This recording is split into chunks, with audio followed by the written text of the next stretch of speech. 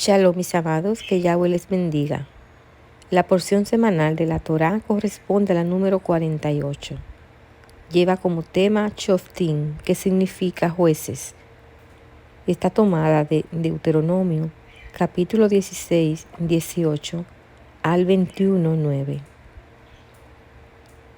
Nombrarás para ti jueces y oficiales en todas las ciudades que Hashem tu Dios te da, según tus tribus, y ellos juzgarán al pueblo con justo juicio.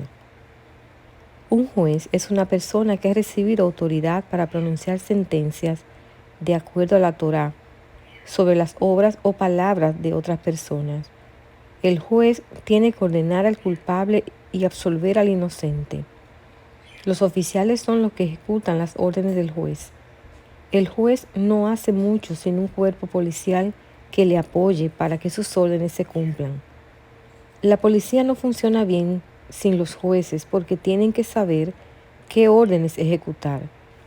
Así que estos dos tipos de funcionarios tienen que trabajar paralelamente para que la sociedad se beneficie de ellos. En todas las ciudades había 3 tipos de tribunales en Israel,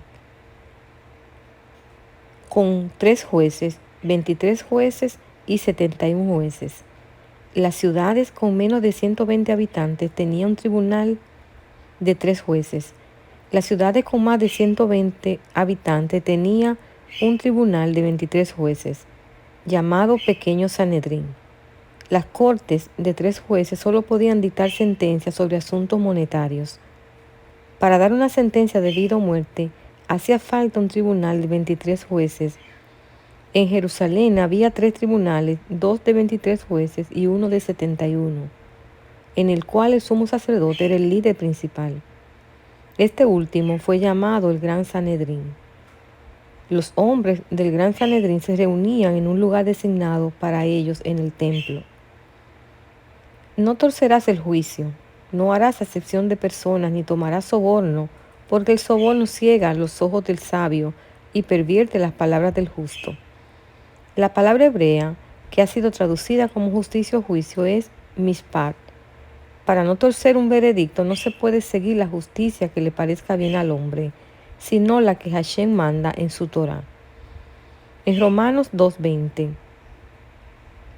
7, 7 y 12 está escrito: tienes en la Torá la expresión misma del conocimiento y de la verdad. ¿Qué diremos entonces? ¿Es pecado la Torá? De ningún modo.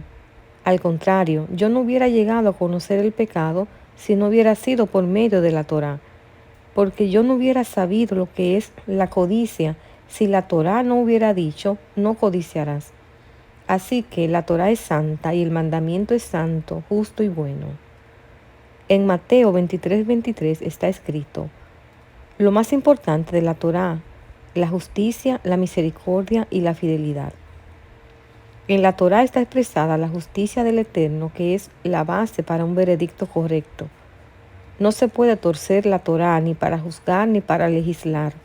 La Torá tiene que ser la base para que el sistema judicial de cualquier país sea justo. Ni los criterios, no los criterios humanistas, ni lo que piensa la mayoría de la población. El hecho de que la mayoría de un pueblo tenga cierto comportamiento no significa que sea un comportamiento justo.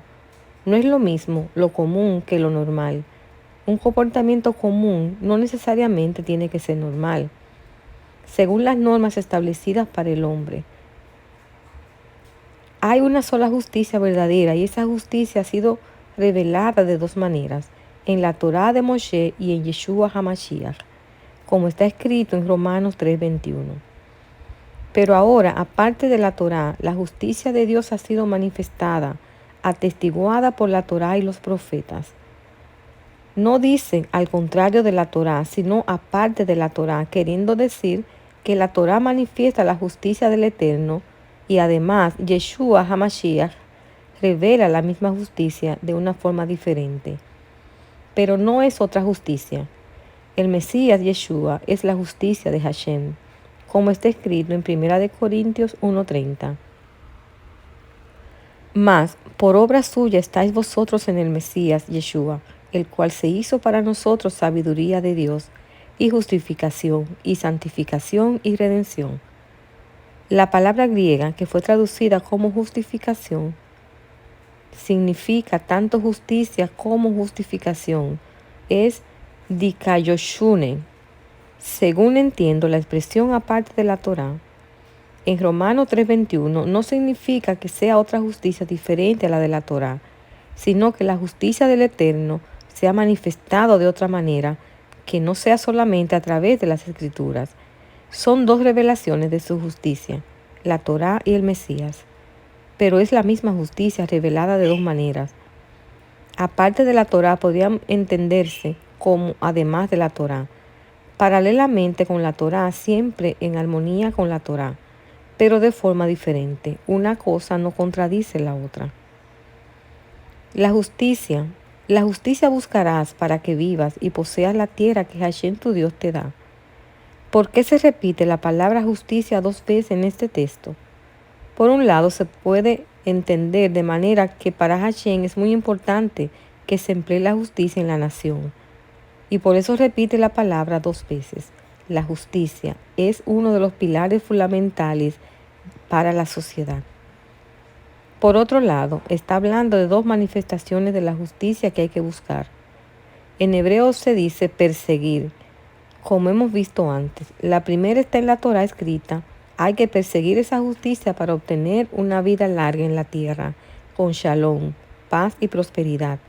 Pero la otra justicia que ha sido revelada aparte de la Torá es Yeshua HaMashiach, la Torá viviente. Hay que perseguir esa justicia de Dios, dada por medio de Yeshua el Mesías, para obtener la vida eterna, como está escrito en Romanos 3:22 al 24. Es decir, la justicia de Dios por medio de la fe en Yeshua el Mesías, para todos los que creen, porque no hay distinción por cuanto todos pecaron y no alcanzan la gloria de Dios, siendo justificados gratuitamente por su gracia, por medio de la redención que es en el Mesías Yeshua. Estas dos manifestaciones de justicia de Hashem se encuentran en Apocalipsis 14:12, donde está escrito: aquí está la paciencia de los santos, los que guardan los mandamientos de Dios y la fe de Yeshua. Según este texto, ¿quiénes son los santos? Los que buscan estas dos manifestaciones de justicia, la Torá de Moshe y la fe de Yeshua. No plantarás para ti un árbol de culto o cualquier clase de árbol junto al altar de Hashem tu Dios que hagas para ti. Antiguamente había una costumbre de plantar árboles en las entradas de los templos paganos. Según Jueces 6:30, está prohibido plantar árboles en el monte del templo. Como se habla de cualquier árbol o madera, se deduce que no está permitido hacer construcciones de madera junto al templo. Este mandamiento también ha dado lugar a la costumbre de no colocar flores en las sinagogas, por lo menos no cerca del Arón Kodesh, el arca sagrada, donde se guardan los rollos de la Torá. Ni levantarás para ti pilar, lo cual aborrece a Hashem tu Dios.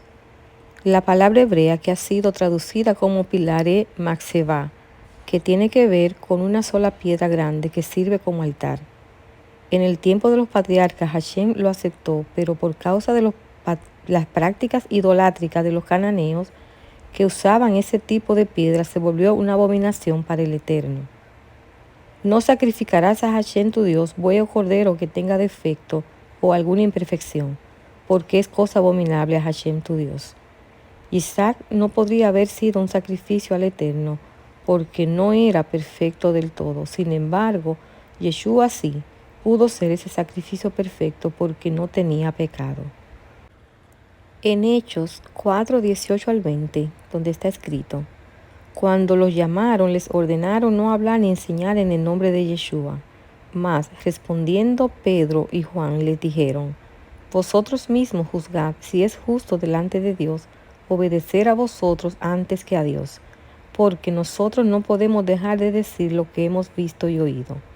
Debemos obedecer a Dios antes que a los hombres. El hombre que proceda con presunción, no escuchando al sacerdote que está allí para servir a Hashem, su Dios, ni al juez, ese hombre morirá. Así quitarás el mal de en medio de Israel. Es sumamente grande la autoridad delegada al Sanedrín en Jerusalén, con pena de muerte al que resiste la sentencia de esa Corte Suprema. La Corte Suprema está puesto en lugar de Elohim, y el que resiste la autoridad puesta por él le resiste a él mismo, lo cual es un grave delito. Entonces todo el pueblo escuchará y temerá, y no volverá a proceder con presunción. La sentencia de muerte sobre un rebelde sirve no solo para quitar el mal de en medio de Israel, sino para producir respeto y temor reverente al Eterno y a las autoridades puestas por él. Hasta aquí esta parte. Que el Eterno te bendiga y te guarde en Yeshua el Mesías, Rey de Israel. Shalom.